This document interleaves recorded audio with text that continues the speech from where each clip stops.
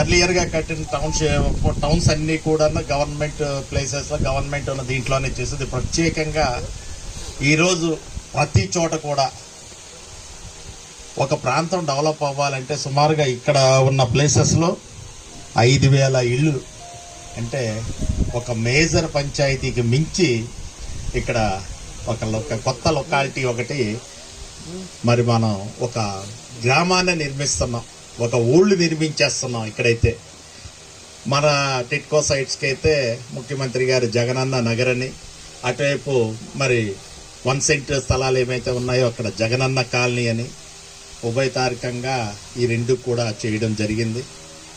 మరి రాష్ట్రం మొత్తం మీద మీ అందరికీ తెలుసు 30 లక్షల హౌసెస్ నిర్మాణం ఈ యొక్క టిట్కో నుంచి కానీ జగనన్న కాలనీలో కానీ జరుగుతుంది. మరి రాష్ట్రంలో చాలామంది ఈ మధ్య కాలంలో నేను చూస్తుంటే అభివృద్ధి